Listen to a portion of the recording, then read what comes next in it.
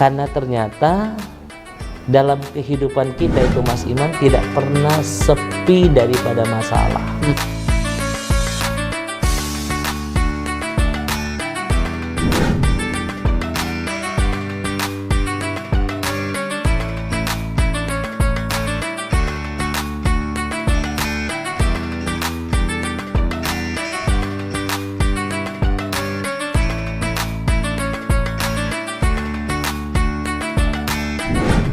Assalamualaikum warahmatullahi wabarakatuh. Waalaikumsalam warahmatullahi wabarakatuh. Pemirsa BM Hati, alhamdulillah Ramadan terus menemani kita dan semoga energi kita, konsistensi kita mengisi bulan penuh berkah dengan kebaikan semakin meningkat.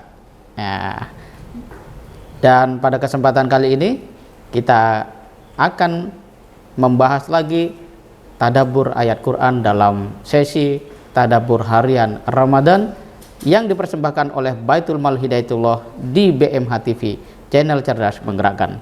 Untuk itu telah hadir bersama saya Ustadz Iwan Abdullah, Ketua Umum Korp Mubalik Hidayatullah. Assalamualaikum Ustadz Iwan.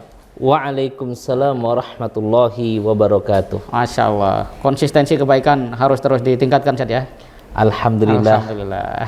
Mas Imam, Ramadan seperti ini yang paling enak adalah bersama dengan Al-Quran. Oh Masya Allah, luar biasa. Karena selalu ada jalan keluar dari Al-Quran. Masya Allah. Silakan Ustadz, kita akan tadabbur ayat keberapa dari surat apa?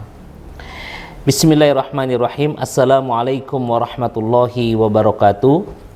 Hamdan wa syukran lillah, wassalatu wassalamu ala rasulillah wa ala alihi wa sahbihi wa mawala ma ba'd. Hadirin wal hadirat, so'imin dan so'imat, pemirsa BMH TV dimanapun Anda berada.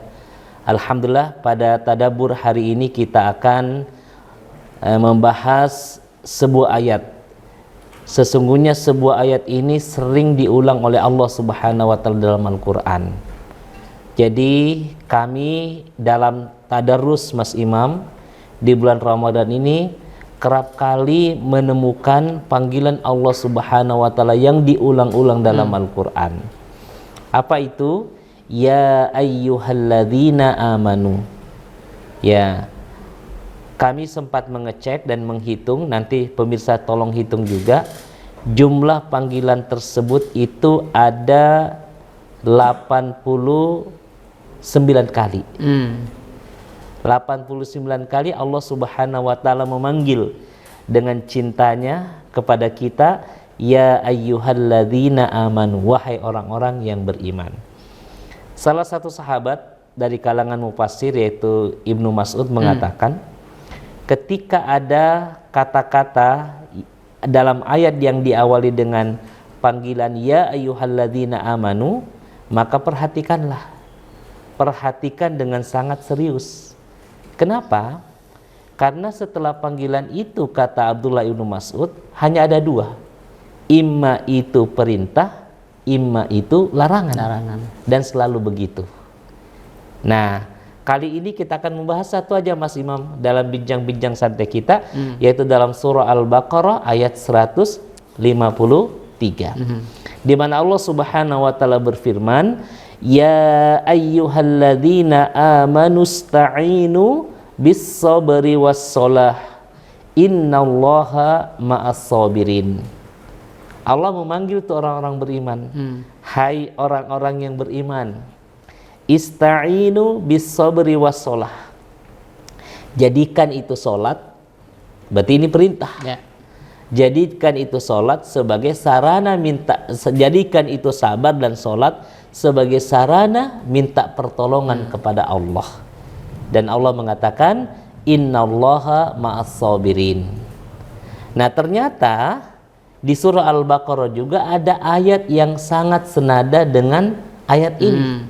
Yaitu surah Al-Baqarah ayat 45. Di mana Allah Subhanahu wa Ta'ala berfirman, wasta'inu bis-sabri was-shalah innaha lakabiratun illa 'alal khashiin. Sesungguhnya sholat itu, kata Allah Subhanahu wa Ta'ala, sungguh sangat berat. Illa 'alal khashiin, kecuali orang-orang yang diberikan kehusukan oleh Allah Subhanahu wa Ta'ala. Masya Allah. Baik, kenapa sih kami tertarik mentadaburi ini ayat? Karena ternyata dalam kehidupan kita itu Mas Iman tidak pernah sepi daripada masalah. Selalu ada masalah. Ya, Mas Imam mungkin masih ingat ketika kita masih kecil ada masalahnya. Setelah kita remaja ternyata juga punya masalah. Setelah kemudian kita dewasa ternyata kita juga punya masalah. Kita masih bujang punya masalah. Setelah menikah juga ada masalahnya, ya. Orang miskin ada masalahnya, orang kaya ada masalahnya. Ya. Rakyat, masyarakat yang sering Mas Imam sebut itu juga ada masalahnya. Pejabat juga ada masalahnya. Jadi memang hidup itu tidak pernah sepi daripada masalah. Nah, ketika kita menemukan masalah dalam kehidupan kita, apakah kemudian kita lari? Jangan. Lari dari masalah itu tidak menyelesaikan masalah. Ya, itu bukan solusi. Nah, melalui ayat ini Allah Subhanahu wa Ta'ala secara eksplisit, gamblang memberikan petunjuk kepada kita, karena memang Al-Qur'an itu diturunkan sebagai hudan, petunjuk. Ya, warahmah. Ya, dan dia juga merupakan rahmat bagi manusia. Ya, luar biasa. Tapi apa, Ustaz? Kenapa sholat itu kan? Orang kan kalau pikirnya kan masalah saya ini belum dapat jodoh, suruh sholat gitu kan. Nah, kenapa nggak langsung cari aja, ya kan? Calon pasangan atau siapa, atau dapat rekomendasi di mana? Itu contoh satu. Yang kedua, kadang orang berpikir, ya saya butuhnya uang, mau kuliah, mau apa, suruh sholat gitu kan. Nah, bagaimana ini masyarakat kita antar untuk dapat memahami benang merah sholat dengan segala jenis persoalan yang kita hadapi itu? Iya, baik, menarik sekali apa yang mau kita bahas ini. Terima kasih pancingannya Mas Imam. Jadi sholat ini memang itu merupakan perintah Allah kepada hamba-hambanya. Sebagai wujud dia hamba, dia beribadah kepada Allah. Dan ibadahnya ditujukan melalui ibadah sholat. Tapi ternyata lebih jauh lagi, sholat ini memang banyak perspektif yang bisa kita lihat. Pertama yang kemungkinan yang bisa kita lihat adalah sholat itu ternyata merupakan sarana komunikasi antara hamba dengan Robnya. Nah, sehingga secara psikologi ketika kita memiliki masalah, kita itu kan butuh teman curhat. Bahkan kemudian banyak orang mengatakan bahwa saya sudah selesai masalahku. Padahal dia baru cerita. Dan kebetulan yang dicerita itu temannya yang mau mendengarkan. Bahkan temannya yang memberikan solusi terhadap masalahnya. Tapi ternyata teman curhat yang paling ideal adalah sang pemberi solusi. Siapa itu? Dia adalah sang pencipta kita, pencipta alam semesta, dan itu adalah Allah Subhanahu wa Ta'ala. Masya Allah. Nah, sholat itu merupakan sarana komunikasi kita dengan Allah Subhanahu wa Ta'ala. Nah, hal ini dipertegas dalam sebuah hadits qudsi, bahwa sesungguhnya kalau kita sholat itu kita sedang berkomunikasi. Ya, salah satu hadits qudsi yang sudah pemirsa sudah tahu semuanya, ketika hamba mengatakan alhamdulillahi rabbil alamin, maka kemudian apa jawab Allah Subhanahu wa Ta'ala pada perkataan hamba tersebut? Hamidani abdi, sesungguhnya hambaku telah memujiku. Ketika kemudian kita mengatakan Ar-Rahmanir Rahim, apa kata Allah? Allah mengatakan Athna alayya abdi, hambaku telah menyanjungku. Masya Allah. Dan seterusnya sampai kemudian kita mengatakan apa? Iyyaka na'budu wa iyyaka nasta'in. Apa kata Allah? Hadza baini wa baina abdi wa li abdi ma sa'ala. Ya. Ini adalah bagianku dan bagian hambaku, dan apa-apa yang diminta oleh hambaku. Nah, ternyata itu sangat lengkap. Ya. Sampai kemudian kita mengatakan ihdinas siratal mustaqim siratal ladzina an'amta 'alaihim ghairil maghdubi 'alaihim waladdallin. Apa kata Allah? Hadza li 'abdi wa li 'abdi ma sa'ala. Ini adalah bagi hambaku dan bagi hambaku apapun yang ia pinta. Jadi kayak apa gitu Mas Wan?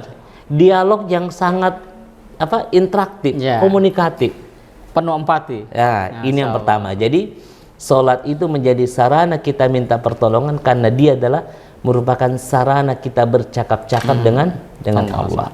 Jadi kalau besok Mas Imam ada masalah, maka kemudian komunikasikan dengan Allah dan salat. Nah, yang kedua, salat itu juga bermakna doa. Doa. Ya, doa itu adalah muhul ibadah. Inti ada ibadah. Ya, pangkalnya ibadah. Dalam hadis yang lain dikatakan doa itu silahul mukmin. Adalah senjatanya orang-orang yang beriman.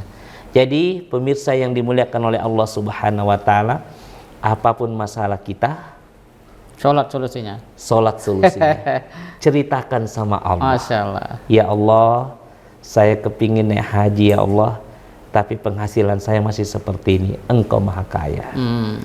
Ya Allah, saya punya anak ya Allah, saya kepingin anak-anak saya menjadi anak-anak yang soleh dan soleha ya Allah, anak-anak yang bermanfaat bagi nusa dan bangsa, anak yang kemudian berprestasi, ya, memberikan kesejahteraan ya Allah.